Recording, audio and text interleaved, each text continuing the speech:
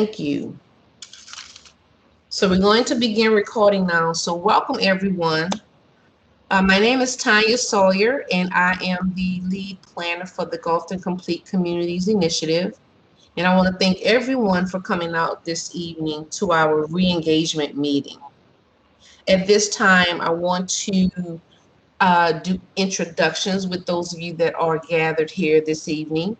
But first, I would like to open the floor if Councilmember Pollard is here from District J, or any other public officials or anybody representing District J this evening.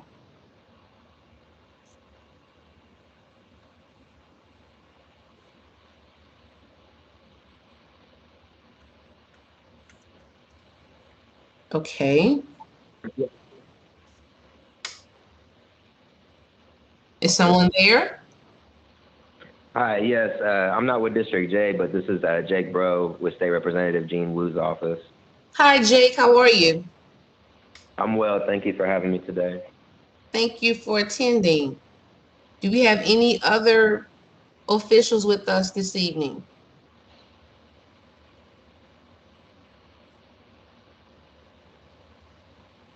Okay, so I'm going to start introductions then. We're going to start with our city departments that are here this evening. That's clear. Do we just randomly go? Yes. I can go ahead and kick it off. Okay, that's great. My name is Sergeant Corey Cloud, and I work for the Houston Police Department. I'm currently assigned to Patrol Region 2 as the Special Project Sergeant. My role is to coordinate community projects, and I'm also the liaison to the Houston Police Department to the Mayor's Office for Complete Communities, where we're trying to continue the projects with working to better the communities and leave no community left behind. So I am here to help answer any questions or concerns that anyone may have. I believe we have a couple of guests and our officers that are also on potentially. And so we're just here to help try to clear up certain concerns or questions that we may have as it relates to community projects and crime and other initiatives that involve complete communities. Thank you, Officer Cloud. Thank you for attending. Anyone else? I can go next. Hello, everyone. My name is Valerie Luna with Houston Public Works, Transportation and Drainage Operations.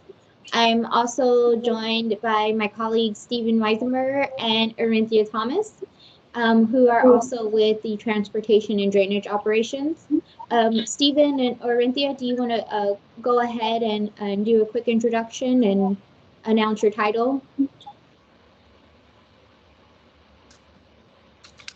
Sure. I'm Stephen Weisenberger. I'm a graduate engineer in the Street and Bridge Maintenance branch of Transportation and Drainage Operations. Thank you so much, Stephen. Arinthia, are you on the line?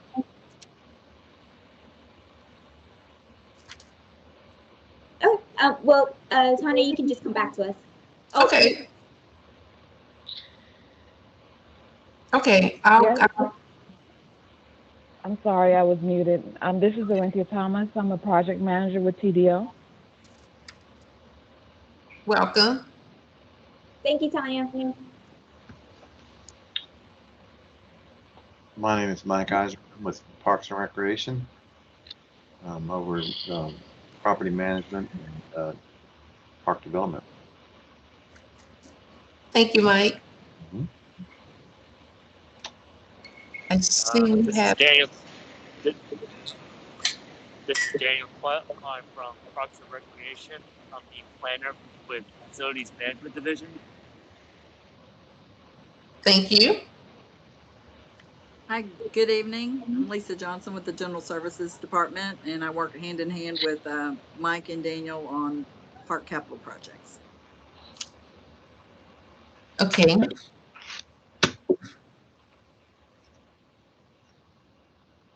We have, let's see, on the list, I have Devontae Caldwell.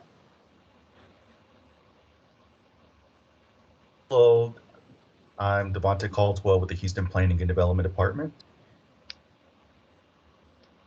Thank you, Devontae. Benny? Benny Chambers with Planning Development Department, lead planner for A-Leaf Westwood.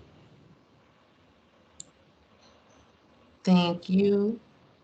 Kimberly?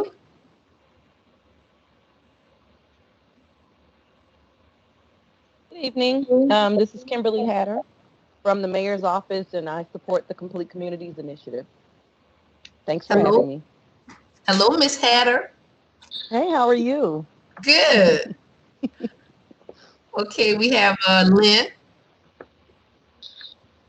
Good afternoon, Lynn Henson, Division Manager, Community and Regional Planning Section of Planning and Development. Thank you all for being here. Next, we have Veronica. Good afternoon, Veronica Hernandez with Mayor's Assistance Office, Department of Neighborhoods. I'm the liaison for the Southwest area, and I do have A-Leaf, Westwood, and Gulfton.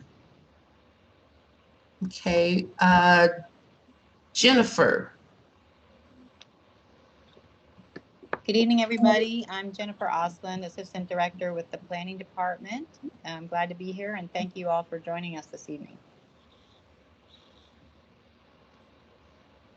Okay, Krista. Hello, everyone. My name is Christy Stoneham, and I'm the Division Manager of the Mayor's Office of Complete Communities. I'm happy to be here with you all. Okay, so let's see. So we have Miss Alice Lee. Good evening, I'm Alice Lee. I'm the Executive Director for the Southwest Management District. Thank you. Okay. Did I miss anyone with the city? Hello, I'm Senior Police Officer Kelvis Woods with the Southwestern Division, Gulfton storefront. Thank you. Anyone else? Okay. We have Tammy Rodriguez.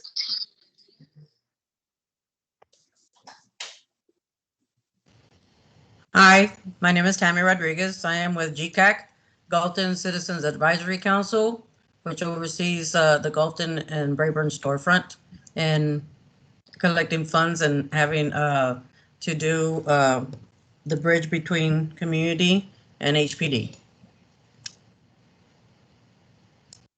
Thank you, Tammy. We have Anita. Hi, this is Anita. I'm here with Connect Community, a nonprofit based in the Gulfton Sharpstown area. Okay, thank you. We have Ann. Hi, this is Ann Whitlock, and I'm with Connect Community. We have Bo. Hi, Bo Fraga with Baker Ripley, and we have our Gulfton Sharpstown campus, right in the area, in the Complete Communities. Thank you, Bo. We have a Christine.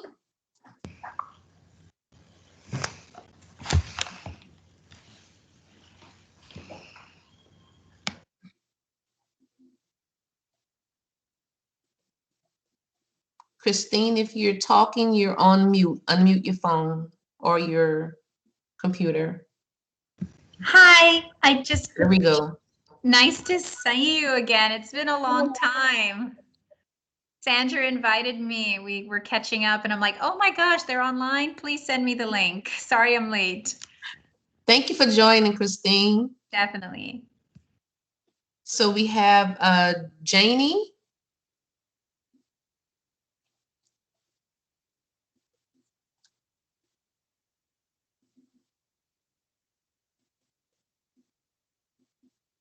You're on mute. Okay, we'll come back. Jasmine.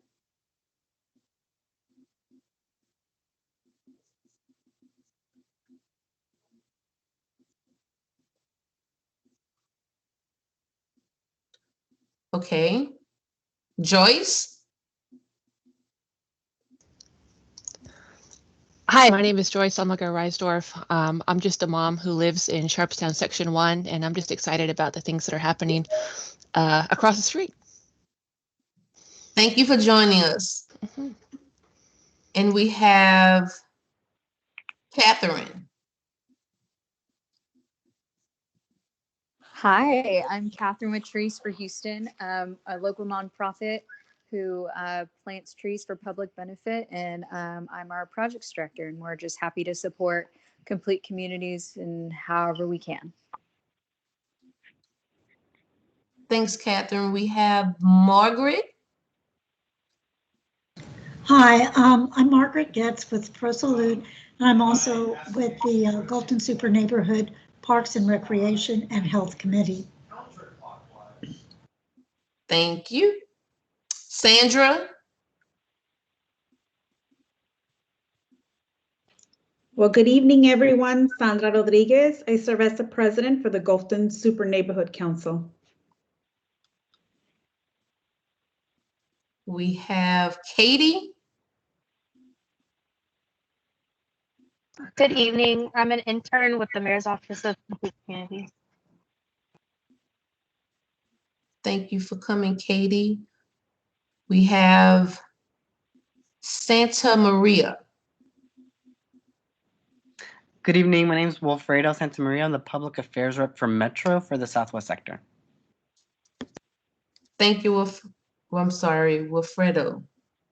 Let's see, who else? I'm trying to, Calvis Woods. Senior Police Officer Kelvis Woods with the Houston Police Gulfton Storefront, South Gessner Division. Thank you. And Maggie. Hi, I'm Maggie. I'm with Culture of Health Advancing Together, Chat, a nonprofit in the Gulfton area. Thank you, Maggie. Thank you, everyone, for joining us this evening. So the purpose of tonight's meeting, first of all, I am very excited to have you all here and to just celebrate the great things that are going on in Gulfton. So our agenda for tonight will be we're going to have a presentation by Christy Stoneham giving us an update with Complete Communities from the Mayor's Office of Complete Communities. We have some updates and announcements for you with things that are going to be taking place that's underway for Gulfton with the AIA Design Impact and List Grants opportunities. Then we're going to open the floor for questions and answers. We're going to talk about next steps and moving forward, and then we're going to conclude with our meeting. So the purpose of tonight's meeting, we are here tonight to re-engage the community and get everyone re-energized and excited about Complete Communities and to celebrate Gulfton's Complete Communities initiative. We're also going to discuss the purpose, to provide Complete Communities updates, which I mentioned earlier, and we're going to discuss project opportunities and other efforts underway. But before we get started, I would like to briefly talk about where we started. How did we get here? I'm sorry, can you do the next slide for me, Benny? Yeah. How did we get here with the Complete Communities Action Plan? So the next slide, please. So back in April of 2017, Mayor Turner announced the 5 pilot Complete Communities. So I'm sharing this information with those of you that may not be familiar with how Complete Communities started and what the purpose of Complete Communities is about. So back in April, the mayor identified 5 pilot communities to implement the Complete Communities initiative. And Gulfton was one of the communities that was selected. Throughout that time, we held 3 public engagement meetings. where we wanted to hear from the community. We wanted to hear what you loved about Gulfton, what places or things needed love in Gulfton. We asked you what a complete communities mean to you. Next slide, Benny. And this was a result. Here's a word cloud that identified many of the things that you describe what a complete community means to you. A community that's diverse, a community that's unified, a community that is safe, a community that is healthy. And we took all of your messages and recommendations when we worked on gathering information for projects and goals for Gulfton complete communities. Next slide, please. So then we identified those goals and projects, as I mentioned, and also identified partners that could help with accomplishing these projects. So we got the partners together at a couple of meetings to have the discussion with the residents to really drill down on what they were asking for and how to make those things that they were requesting possible. We also wanted to make sure that we got it right. We identified and heard what the community was saying, and then we put it to paper. And as a result, next slide, please. We have the complete community action plan for Gulfton. So before I turn it over to Krista, I just wanted to share a couple of photos with you all. A couple of months ago, we held a recent activity in Gulfton, the pop-up bike lane demonstration that took place on Halloween Day. And the event was great. We had beautiful weather and plenty of residents came out and participated. These are just some of the things that were identified in the action plans that we really wanted to put forward. And with the help of AARP, we were able to accomplish this event. And our goal tonight is to work towards many more projects and events for the betterment of Gulfton. So tonight, I'm going to turn it over to, next slide, Benny. Make sure I didn't, yeah. So next, we're going to turn it over to Christy Stoneham, the Mayor's Office of Complete Communities. I want everyone to be excited and engaged, be ready to answer questions. We want to make sure tonight is a great meeting, and that we are hopeful and excited about things to come. I'll talk with you more about that later on during the meeting, but for right now, I'm going to open the floor for Krista.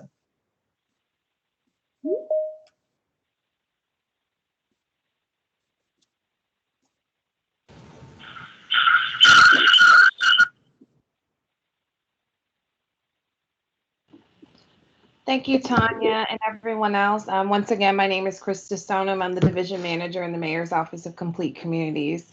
And I'm really happy that you are all here with us tonight to hear about the progress report for Gulfton. The goal of the presentation is to accomplish three things. One is to tell you about all the exciting things that the city and our partners have been working on. And two is to find out what you've been working on that we may have missed or I'm just not aware of them. And the third item is most important, which is to find ways for us to collaborate together to progress on some of the projects from the action plan that requires coordination from the city and the community and our various partners. Tanya provided a brief overview, so I will skip over that portion of my presentation. But I did want to speak a little about the Mayor's Office of Complete Communities, because I know that was something that was not in existence when this first kicked off in 2017. So the initiative kicked off in 2017 with 5 communities, Acres Home, Gulfton, near Northside, 2nd Ward, and 3rd Ward. And in 2019, Mayor Turner launched the Mayor's Office of Complete Communities, appointed its first director, Shannon Buggs, and announced the addition of 5 additional neighborhoods. And Complete Communities is ultimately a collaborative effort involving the residents and community stakeholders, all City of Houston departments and divisions, with city leadership from the Mayor's Office of Complete Communities, the Planning and Development Department, and the Department of Neighborhoods. Here on the slide, you will see a small org chart that shows the different team members. Definitely Complete Communities is everyone working together, and this is just a small snapshot of some of those team members. So at the top, you'll see some of the staff from the Mayor's Office of Complete Communities. The bottom left corner represents the Planning and Development Department with the lead planner, Tanya Sawyer. And then the bottom right corner is Department of Neighborhoods, and everyone knows Veronica Hernandez. This is showing some of our roles and how we work together. The Mayor's Office of Complete Communities basically oversees the action plans and is responsible for facilitating the work of cross-departmental efforts and partnering with the right people to get the job done to build these long-term community solutions. The planning department and the Department of Neighborhoods work closely and directly with the residents in order to organize and lead community-level improvements and programs. They also build relationships with residents and civic leaders to help sustain civic engagement and respond directly to residents' concerns. In terms of the implementation of the action plans, collaboratively, we all align the action plan projects with the implementation efforts of the city, the community, and our external partners. Because ultimately, the action plans are for action, right? It's definitely directly for Gulfton. It was created by you and your voices. And after a year of engagement and collaboration with thousands of stakeholders, we created this action plan to outline the shared vision to guide the community revitalization in the community. Now, I'm going to briefly, and I do mean briefly, go over some of these action plan updates from the plan, but just note that we're going to give you a copy of this presentation, and we want to allow as much time as possible to address any questions or comments you may have this evening. And of course, there will be future meetings to discuss how to move some of these projects forward and how to accomplish the 3 goals mentioned at the beginning of the presentation, looking for collaborative efforts and definitely us informing you and you helping to inform us as well. So ultimately, the City of Houston definitely has committed our time, and this slide is showing how we have invested public funds into the community directly. The City of Houston has expended and budgeted over $39 million into Gulfton since April of 2017, using various kinds of funding sources, including $20 million of CDBG, which is also known as Community Development Block Grant dollars that comes from a federal agency called HUD, or the Housing and Urban Development Department.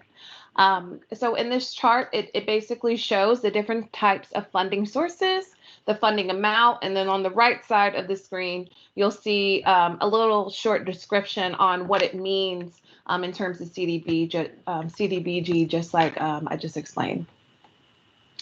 And this report is just showing a little bit more details of what specific projects or programs were supported by those various funding sources that I named. So, for example, about $12 million was invested into Southrise Apartments, which is a new housing development that is coming to the community, and it should be complete with construction by the end of this year. Here's a slide that shows a quick summary of the action plan itself. Basically wanted to try to create a small progress bar so you can see the updates that we have in relevance to the focus areas. And so far, I've been able to track almost 65% of the total projects from the action plan have moved forward. I'm going to go through each of the focus areas separately to give a small highlight of some of the updates that we have. And in order to understand some of the symbols, at the bottom of your screen, you'll see a small legend. The play button, which is the first one, is showing things that are in progress that have actually moved forward. The symbol for pause is showing that it's been paused either because we just don't have an update, or it may be because something has stalled it, or we may need another step to coordinate with the community before it can move forward on the city side. And then the last three symbols come directly from the action plan. This was the symbol that was created to show some of the priorities that the community told us. If it's a circle, and it's a white circle, that shows it's a low priority. A medium priority is shown as half blue, half white, and a high priority is a full circle, indicating it's a high priority for that project. An additional icon that you'll see is a red cross, which indicates that these projects have been impacted due to the COVID-19 pandemic. For example, the City of Houston Health Department was reassigned and redeployed to handle the pandemic needs of the city, and has facilitated COVID testing for over 29,000 people in the Gulfton area. And another example of how the city shifted during COVID is the mayor initiated and created the Health Equity Response Task Force, also known as HER, to aid all Houstonians with different needs such as mask distributions, COVID-19 testing sites, and internet voucher distributions. So now we're going to get to the actual action plan. Civic engagement, we're halfway there. Now I know there's only 2 projects, but we definitely have progressed on the first one, which was to nurture community leaders and create a youth council. And the update that we have on that came from the Houston Health Foundation.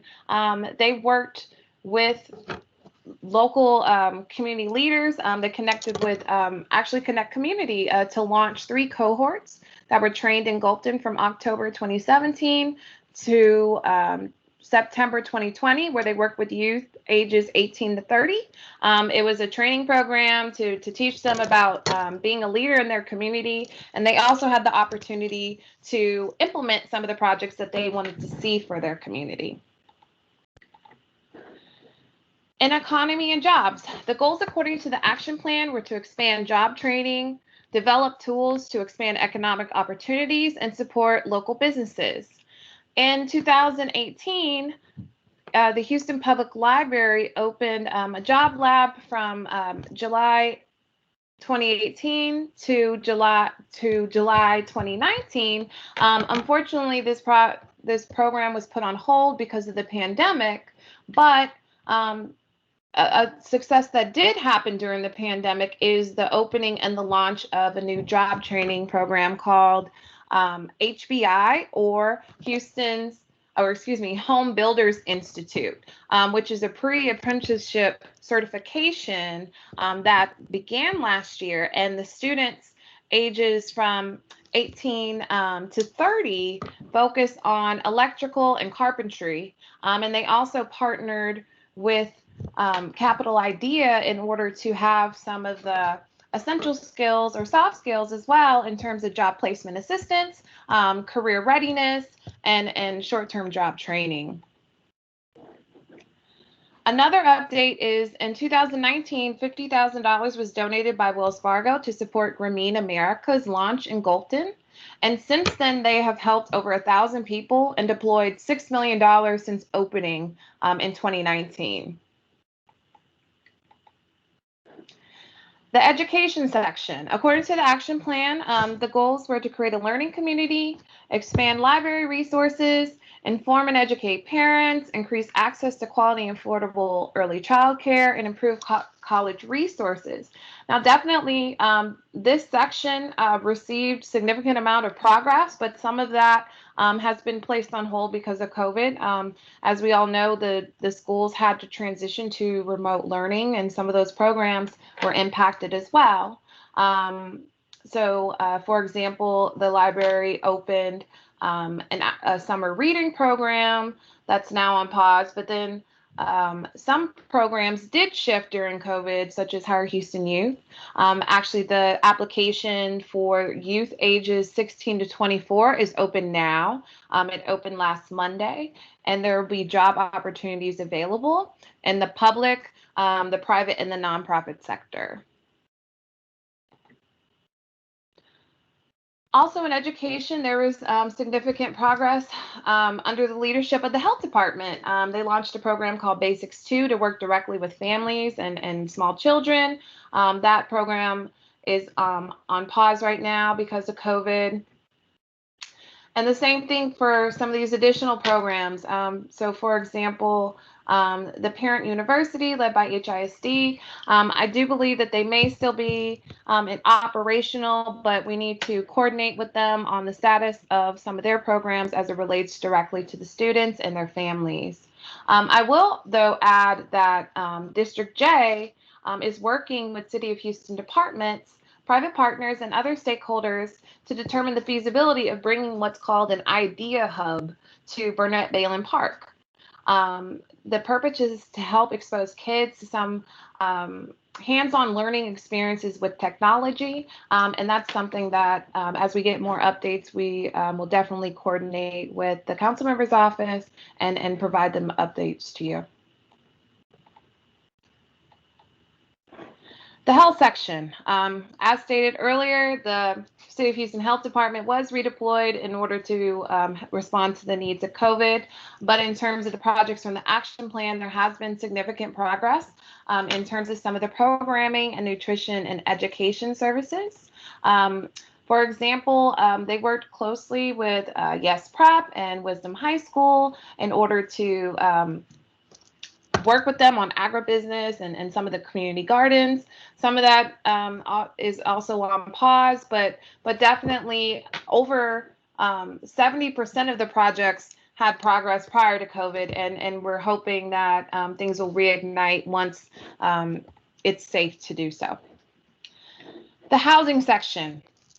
The goals according to the focus area are to safeguard quality affordable apartments, secure renters, support new homeowners, and to build new housing. One of the highest priorities definitely was to improve the quality of life of area apartments.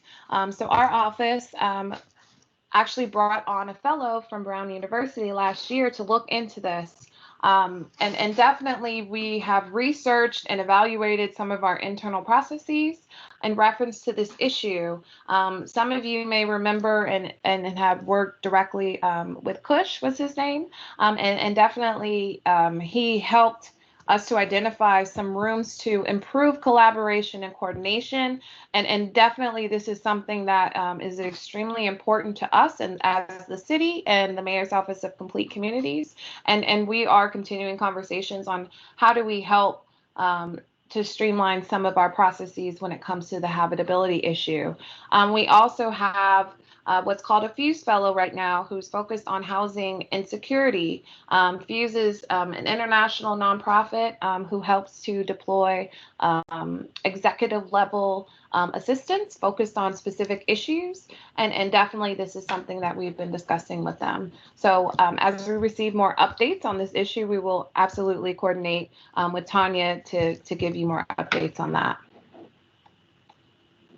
But one of the projects that did move forward is the Housing and Community Development Department launched the Harvey Multifamily program to help to help finance some private developments when it comes to multifamily. And so far, Gulfton has progress on 3 projects.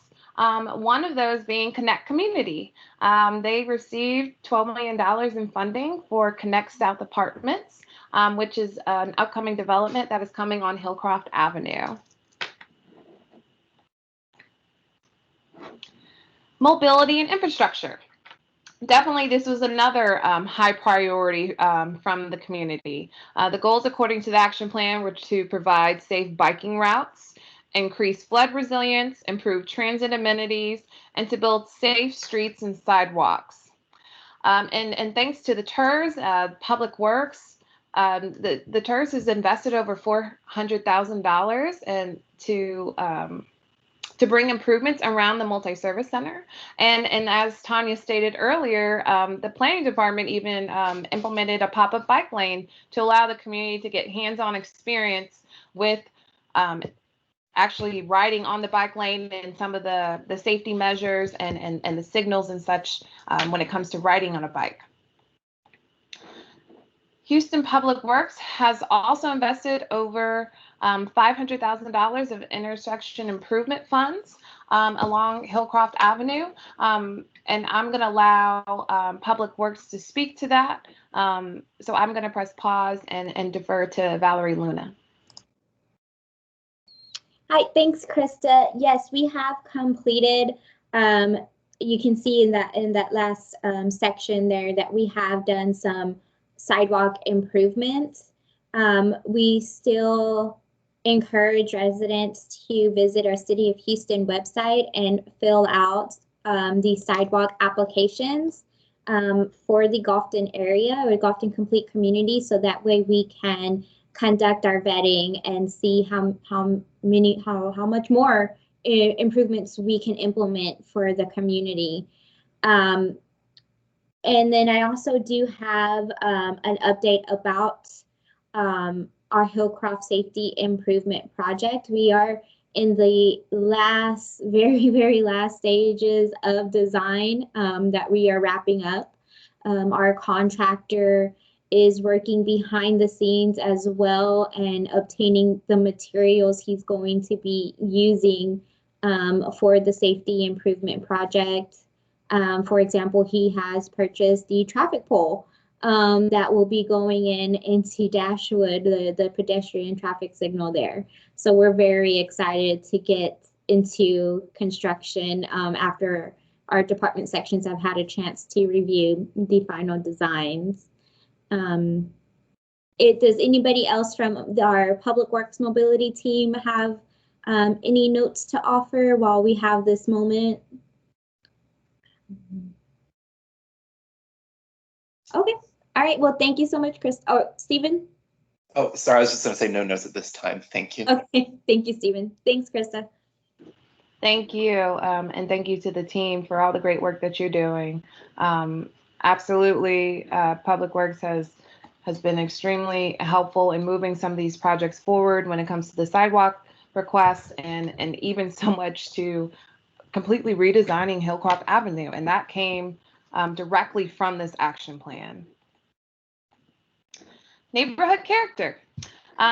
Neighborhood character was about beautification, beautifying the neighborhood and creating art everywhere. And thanks to the Mayor's Office of Cultural Affairs and the Houston Arts Alliance, the $75,000 grant was provided to Culture of Health Advancing Together, also known as CHAT, to produce the Gulfton Story Trail. And that has been such a gem in the community. Thank you very much, Krista. We would love to do more. Oh, no. This is Aisha Siddiqui. Hi, Dr. Siddiqui. How are you? I'm doing very well. Thank you very much. I'm glad I could join because I could not join. I'm traveling, but this is very good that I could take the call and participate in it. Unfortunately, I cannot see the presentation. Oh. But I'm really happy with all this progress that's going on and would love to create some more murals. Oh, no, thank you. Thank you so much for chiming in. And absolutely, we're going to send you the presentation and looking forward to hear about some of your aspirations that you want to do next. So thank you so much. Thanks. That would be great. Thank you very much. Mm-hmm. Another project, of course, is some of the neighborhood cleanups. We know that Los Madres del Parque has been committed to this community for years, and I know that they still continue with their cleanups. Also, District J is organizing a community cleanup as well, and we are going to share that information as soon as that is finalized.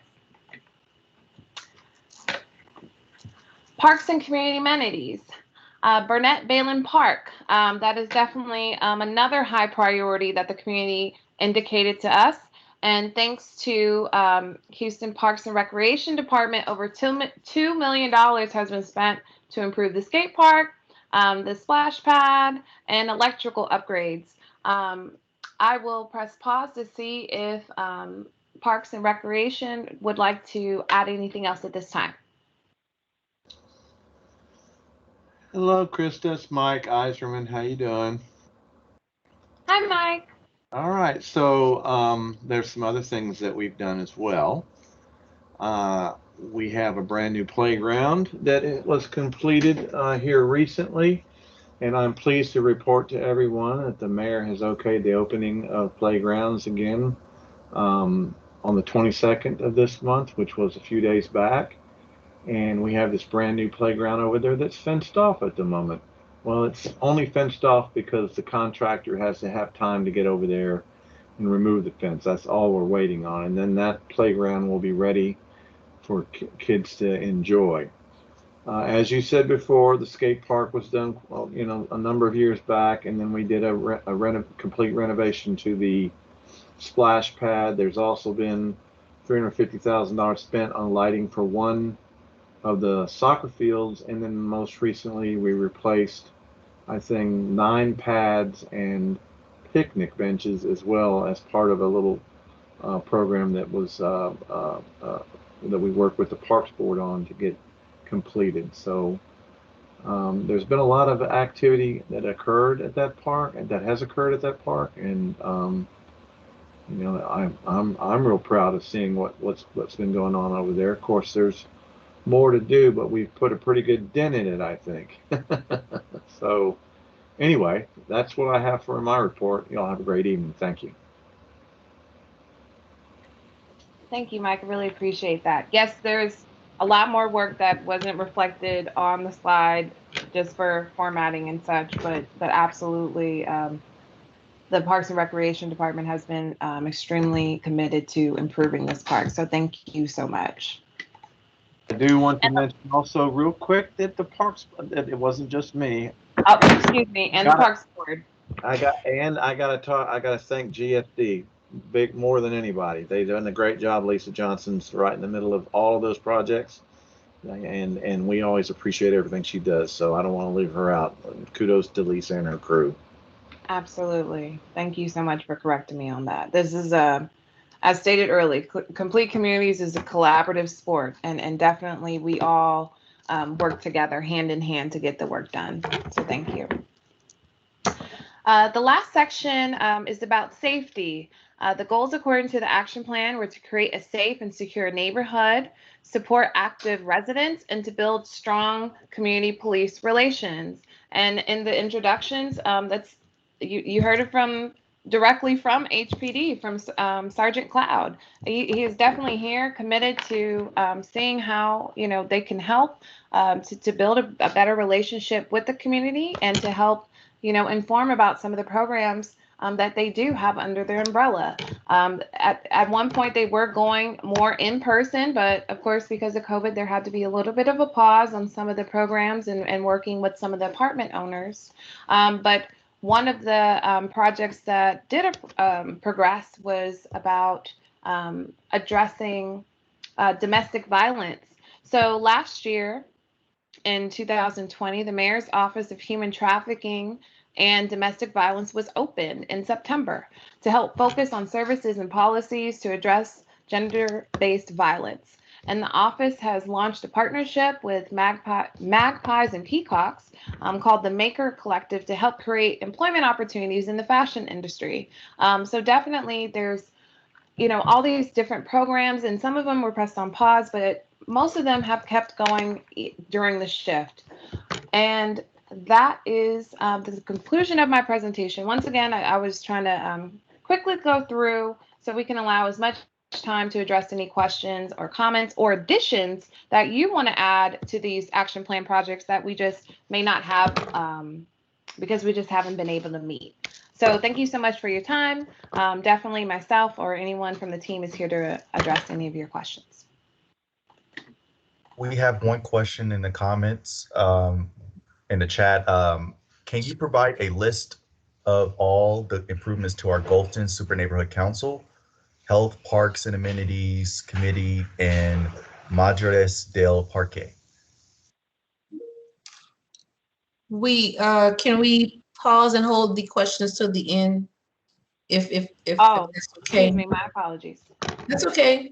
Next part of the presentation, I will be here to the end. Okay. Yes, because you have another assignment with AIA. So we need you. Okay. Thank you. Okay. So guys, that was very exciting. That was some great news.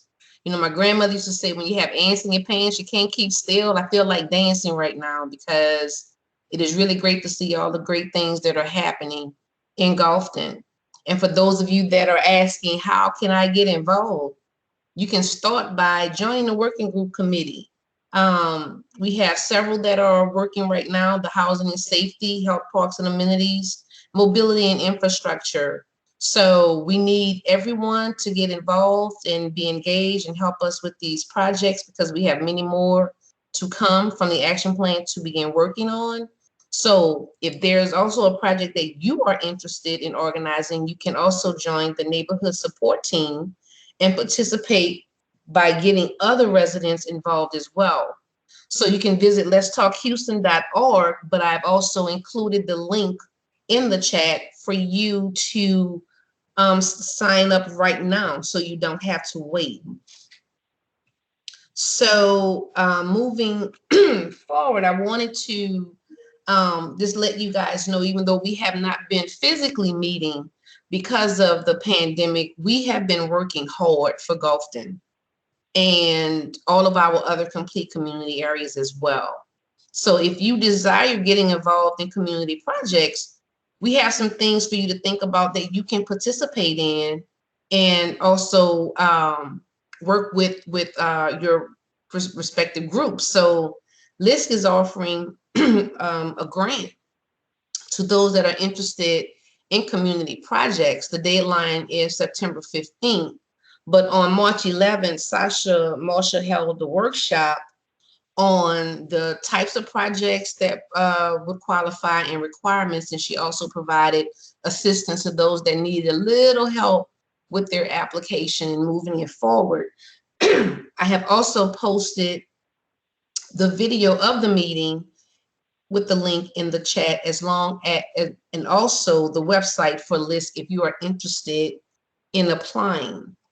So I'm going to go back to Krista because we have some information on the AIA Houston chapter and some efforts that they are moving forward with our complete community neighborhoods. Krista? Hey, everybody again. My name is Christy Stoneham. And yes, so this is an exciting opportunity with AIA, which stands for the American Institute of Architects. We're also working with HNOMA, which stands for the Houston chapter of the National Organization of Minority Architects, in order to work directly with all 10 of the complete communities to help visualize in a schematic and in an architectural form some of the aspirations you want to see in terms of corridor revitalization and economic development strategies.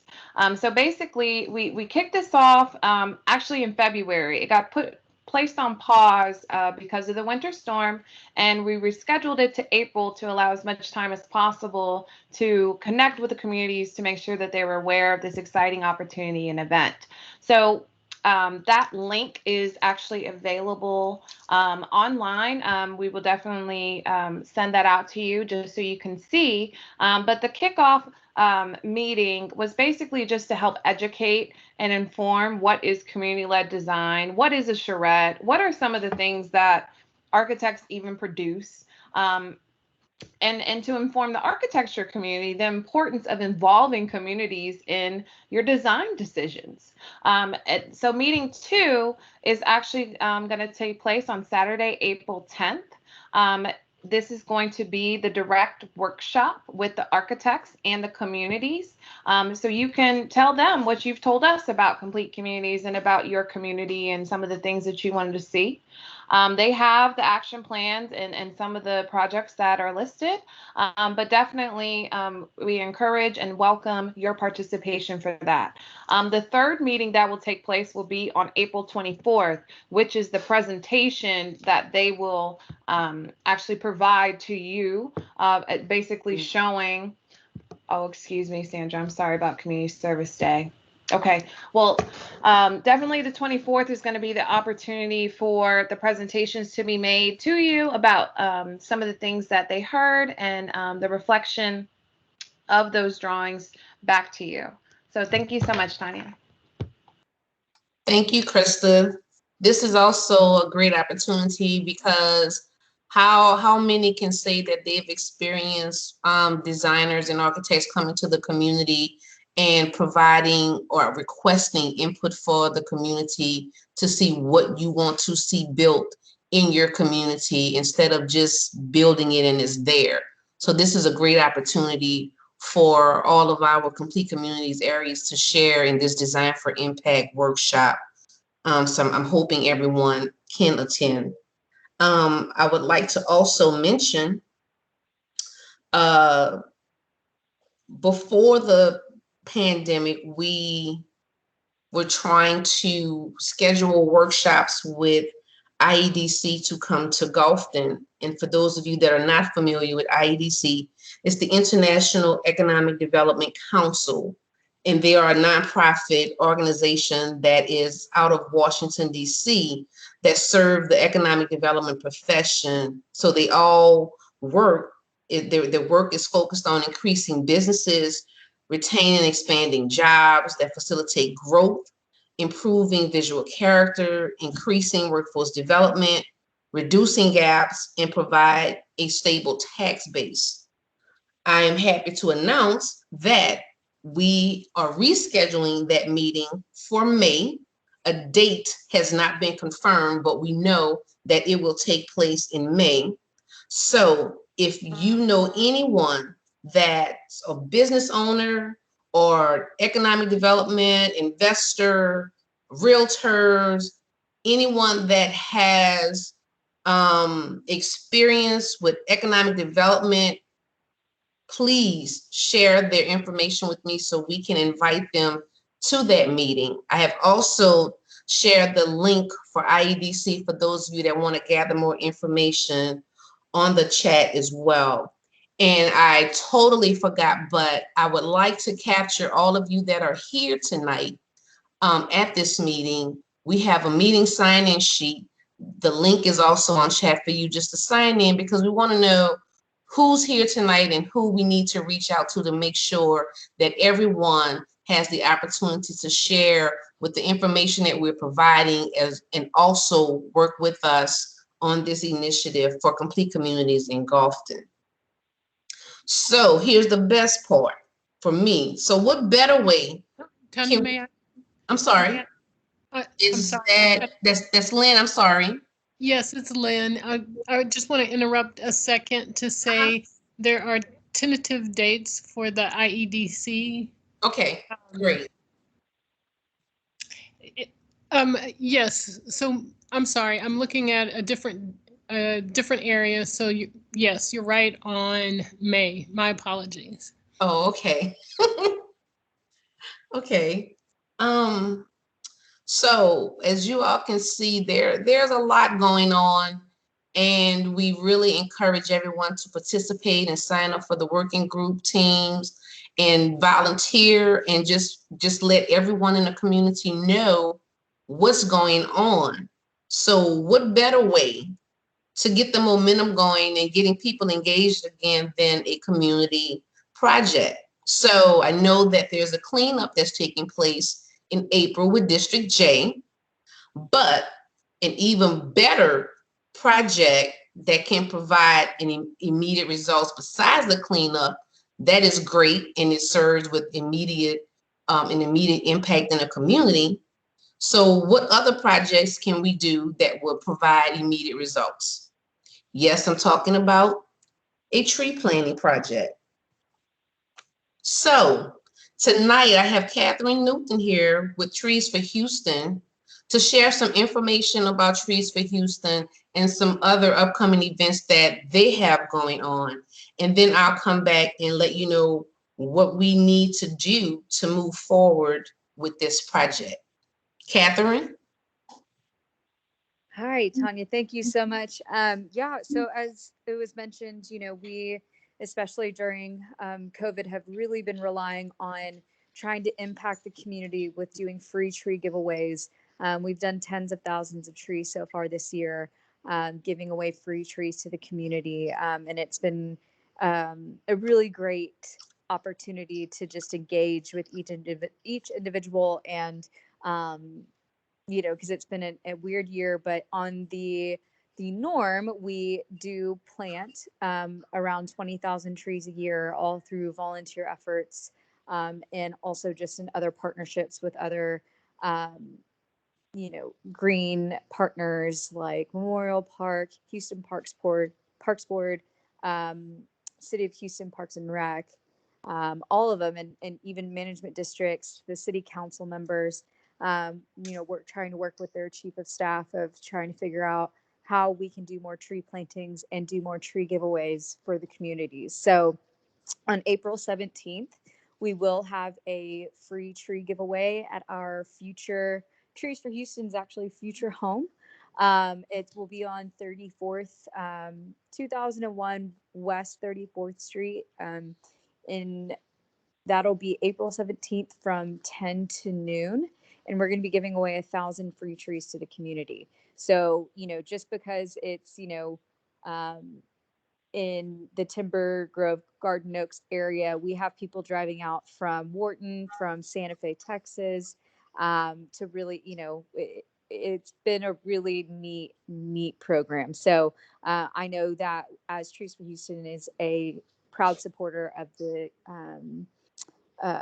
Houston Complete Communities, we want to make sure that we also are able to have a presence and be strategic of where we can do these in your neighborhood, so that we can continue to get trees in the ground and to those that, you know, can get it for free. So, so I would love to have, you know, separate conversations for anybody who is interested in kind of working together to plan something of that sort, and with tree giveaways or tree plantings, doing, you know, if there are esplanades or street trees or school, a park, or a church or anything that's, you know, desired by the community to get planted, we want to know about it so we can get it on our list and try to get funding for it and get it planted and continue to beautify. So I think that's really it, my spiel. Okay, thank you. So before we can start with the process, there are a couple of things that we need to do for Catherine.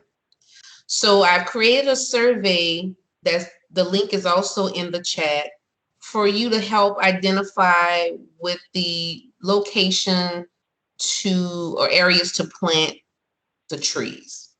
So if you can do that as soon as possible, that would be great, because it would help to provide helpful information with your recommendations, because Catherine is going to have to do an assessment of the areas that were selected to make sure that it is a viable place to do a tree planting project. And we also want to provide that data to her, so the information or the survey is going to be up for about 3 weeks to make sure we get input from everyone. And then Catherine and I will work together on the data that we got from your survey. And then we will organize another meeting in May to review the results, and then Catherine can provide us with the information on the process and next steps. So maybe the first week of May, so we can start the ball rolling.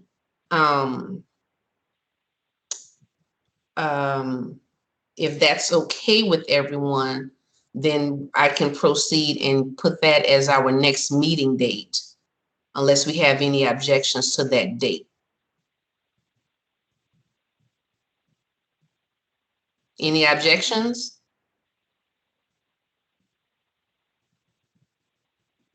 Okay, I'm going to take it as we're good.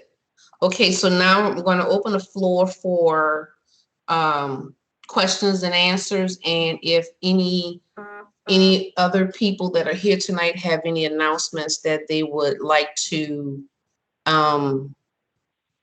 like to announce with us this evening. So I am going to post our next meeting date for May 5th, which is a Wednesday.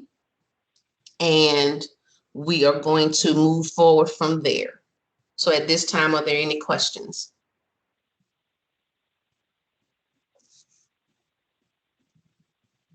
Okay, I see your hands up, Bo. Are you on mute? I think I should be off now. Okay, yes, I can hear you. Yeah. First of all, thank you for this meeting. I thought the overview you gave at the beginning and Krista's part, and it was very informative. And I think it was good. And it's, this pandemic has thrown us all off, and so I appreciate that we're getting back on track, and that the city continues to be committed to complete communities, because I think it's such an important project, and nothing like this happens overnight. So I am thankful for this. And again, just thinking back, since like 2017 since it's got started. So yes. So thank you to you all from the city. My question is related to Burnett Balin Park. You all may be aware, and glad that Public Works is represented and the Parks Department. If you can share from your perspective, any knowledge you know about the possibility that a detention pond may be built at Burnett Balin Park. That came up in the last CIP almost exactly a year ago, this month. So anything that can be shared about that? What are the what's the latest with that on that possible detention pond at Burnett Balin Park?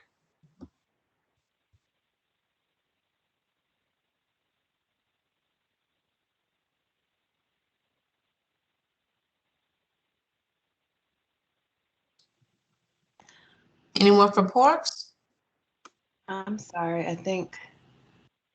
This is Lisa Johnson. I know I had seen something at a CIP meeting, but nothing since has been brought to the Parks Department as far as a proposal for detention at that site. Okay. Anything from PWE that can be shared or that's known?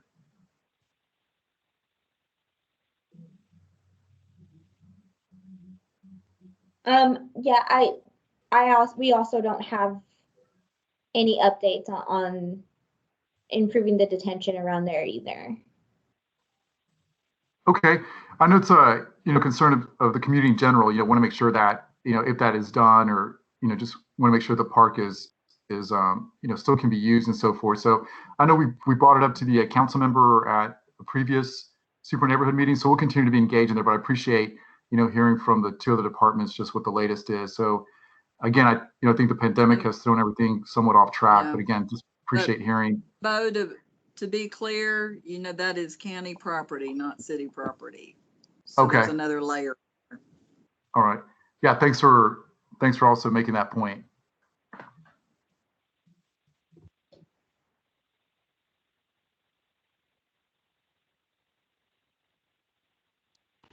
I want to acknowledge Tammy Rodriguez, who put a question in the chat about the restrooms. I believe, Tammy. Yes, I know it's been a long time coming to get the park completely renovated. And on Bo's phrase there was a lot of work done and planning done for the retention pond. As I understood, Laster had already brought that to changed it from Anderson Park to Gulfton, and that it was in the mix. When we had the mayor at the CIP meeting, it was under the impression that it was still going to be presented or done, because it already had gone for as far as it could get to that point. My question is that the bathrooms are not being utilized. We have porta cans outside. Are those going to be are they going to be opened, or is it going to remain that way? Because if we have new playgrounds coming in, we're doing the cleanup and getting other things in there. Once it's open, it's going to be, it's besides the point to have a bathroom there if they're not going to be utilized. It just looks like it's a really bad eyesore seeing the porta cans right outside and the bathrooms locked up.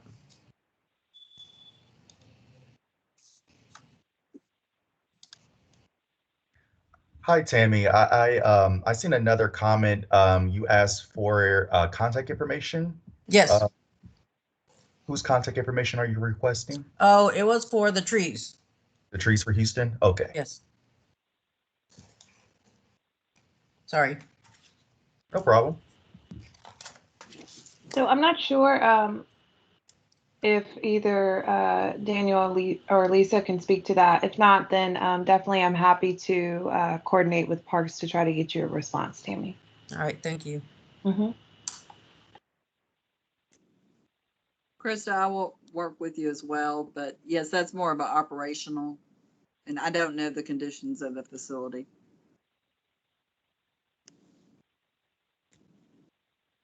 Can I speak to that? The fact that we've had some incidents there and they were closed. It's not that they were not functioning. It was that there was incidents that happened in the bathrooms and that's why they were closed and the porta cans were put outside.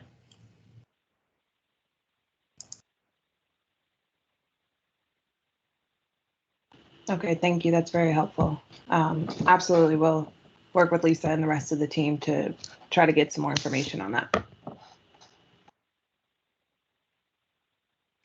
I also see, yes, I responded to both Sandra and Joyce. I reposted the tree planting survey in the chat. And there is another question. I'm sorry, and I posted Catherine's email information in the chat as well. And there is a question from Margaret. Is there a master plan for Burnett Bailey Park?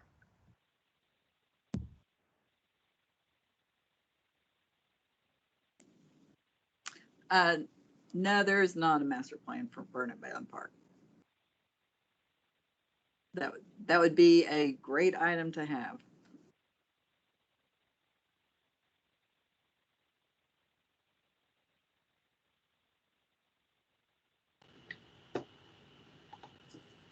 We have a question from Sandra. Well, hi, everyone. It's so good to virtually see you. Thank you so much for the great presentation and the updates. There were some items on there that I wasn't aware of, but thank you so much for that. Just to add to what Bo brought up regarding the Burnett Balin Park and the detention pond, we asked if we can get a response from Public Works. And, you know, it's not just, it's the Super Neighborhood Council, it's Madres del Parque, and many of the families that are concerned. So if someone from Public Works can respond to our concern, or maybe we can schedule a meeting outside of here, outside of the council, to discuss the detention pond in the park.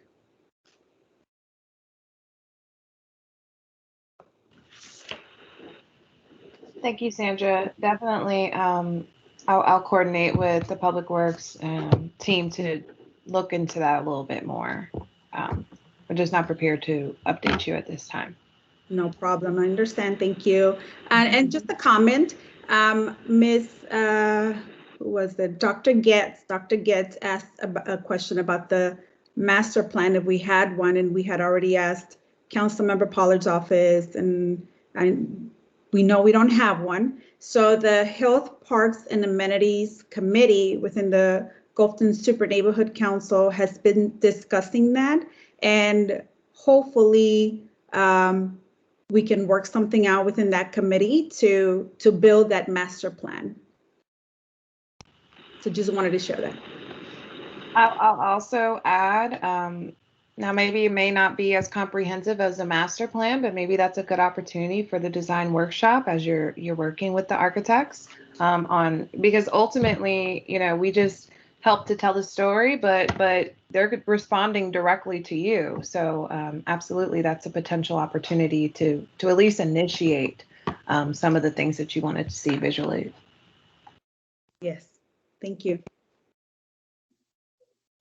Tammy, is your hand up for question or? Thank you. Sorry, I didn't lower it. Okay, that's fine. Do we have any other questions?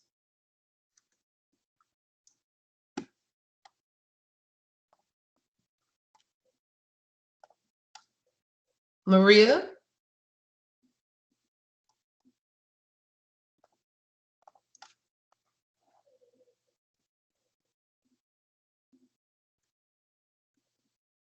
Maria, you're on mute. We can't hear you. Are you? Can you hear me now? Yes. Okay. Yes, my name is Maria Hernandez, and I'm part of Madres del Parque.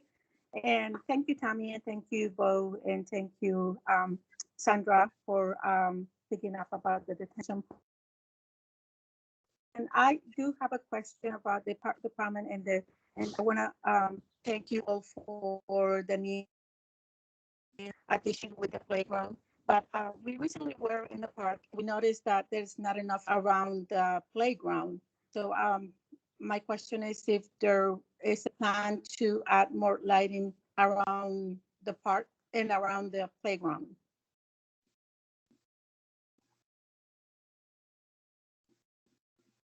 Okay, do we have anyone from Parks? Well, I can address if there's not a capital program or capital funding for lighting at this time.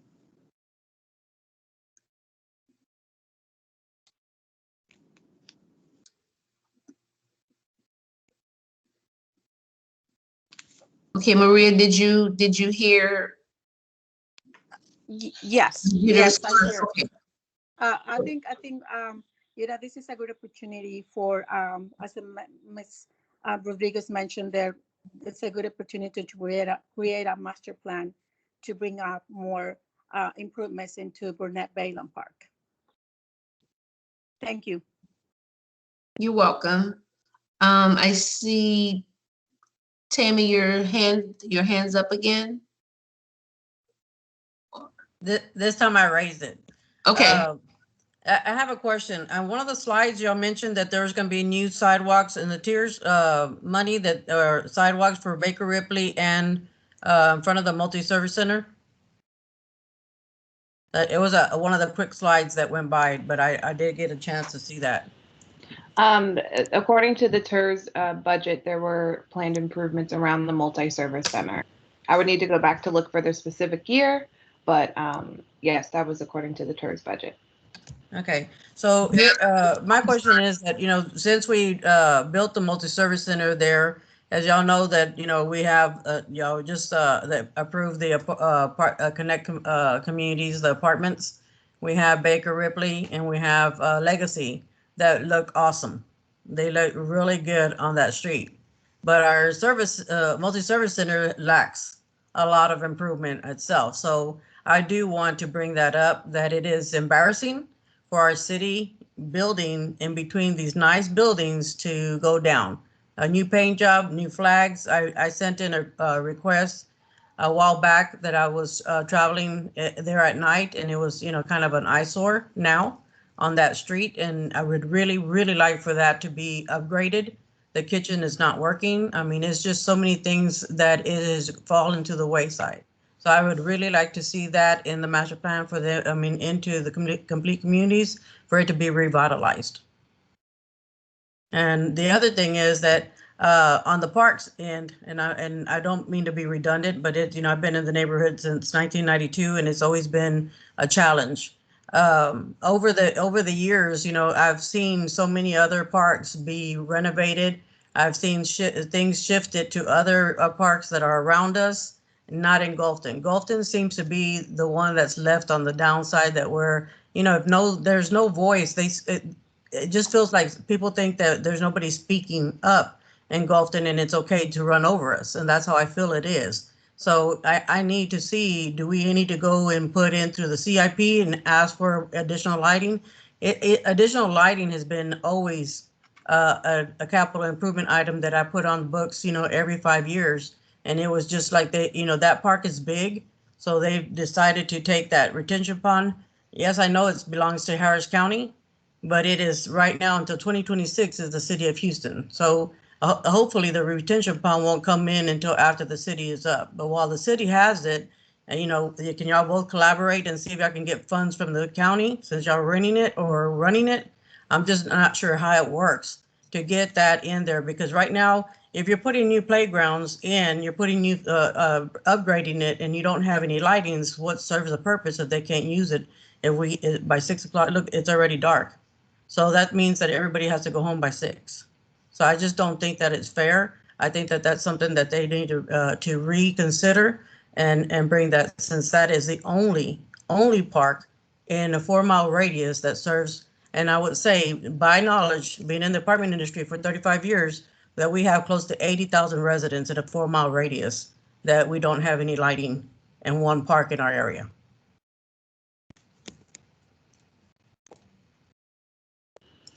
Thank you, Tammy. I'm sorry.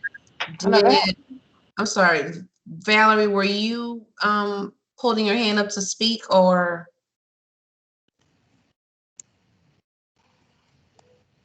Okay. I'm sorry, Tanya, were you talking to me? Yeah, I thought you had your hand up to say something. I'm sorry. Oh, no, ma'am. Okay, so Sandra.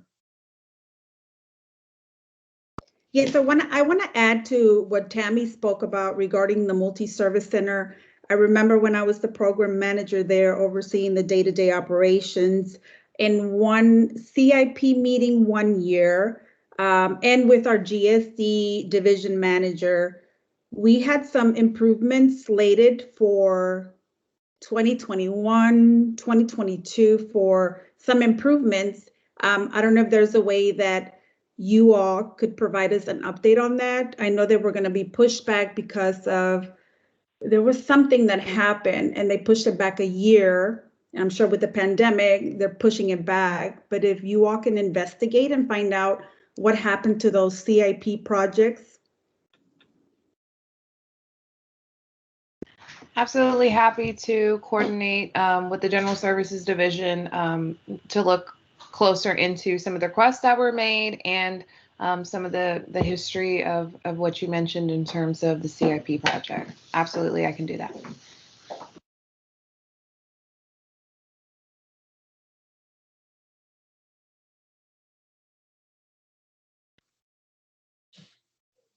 Okay, Sandra, your hand's still up. Are you okay? Tammy is okay. Lisa? Okay. Okay. Do we have any more questions or announcements? Tanya, I noticed a comment in the chat. It's from Christine. She is interested in being part of the Education Workforce Development Committee. Is there the education working group team? Yes. Yes, the link is in the chat to sign up for a work group. Yes. Okay, I will. You know, Tonya, maybe for those of us who came on a little bit late, those links that you are mentioning are not, I can't see them, and maybe other people can't as well. Are you, okay, are you, let's see, are you calling in or? No, I'm on the computer and I can only see as far as when I logged in. I can't see earlier than that in the chat. Okay. Let's see. If you click the little circle on there, then you should, let's see if you can get any from there. If not, I'm going to have to, if you can leave your name and email address, and then I can send you the links individually through your email. Sure, that'd be great. Okay, I can do that. And may I add, most of these links will be found on letstalkhouston.org. Look for the Gulfton card on the first page, and you should be able to find the links from there. But yes, Tanya can email you, but I'm just making that statement for anyone that might be on the phone or anyone watching this video at a later time.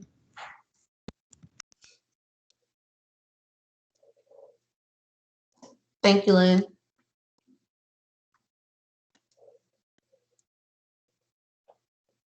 Any other questions or announcements?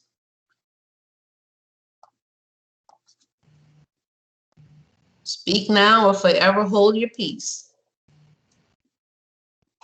I see your hand up, Tammy. Sorry. I just wanted to mention that we were granted 2 officers for domestic violence in the Gulfton storefront. It has been a long time coming. So we finally were assigned 2 officers, thanks to Commander Tien before he left, and they are now in place. Congratulations. That's great news. Anything else? Okay, so it is now 7:26. Again, please remember to sign in on the meeting sign-in sheet for me. Also, please remember when you have a moment to complete the online survey for the tree planting project. And you can also visit LISC and the IEDC website for further information. And the information for the AIA workshops will be posted as soon as I can get it up. So please remember you can visit letstalkhouston.org for all of the information that was shared tonight. And if there are no other announcements, then our meeting is concluded. Sorry. Thank you very much for coming out, everyone, and participating. I look forward to working with everyone here tonight. I'm excited, and I hope you are excited as well.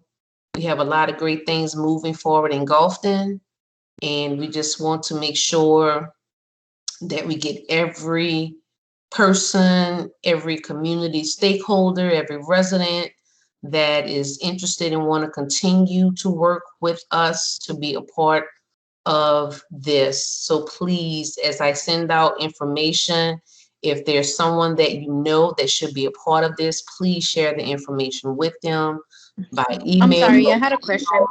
Yes. I know that Bakery Pre program is it still open or is it closed for my tenants? I'm from Cedar Glen Apartments. Or I know there's somebody from Bakery Pre here, but let's see, Bo. Yeah, so our center is still primarily closed.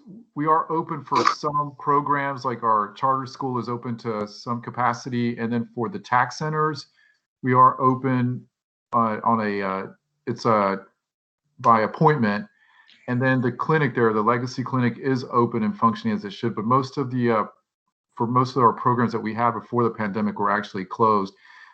I could put my email in the chat if there's a specific question, about a program or something else you need. Please reach out to me. Okay. I'll try to get that answered for you. And I just put my. Sounds good. Thank you. Sure. Thanks, Bo.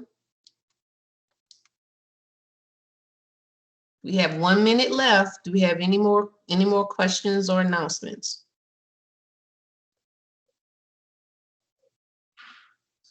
Okay, so with that, I would like to bid you all a good evening and thank you all for coming out. And I look forward to seeing you soon and working with all of you in the future. Thank you very much. You guys have a good evening.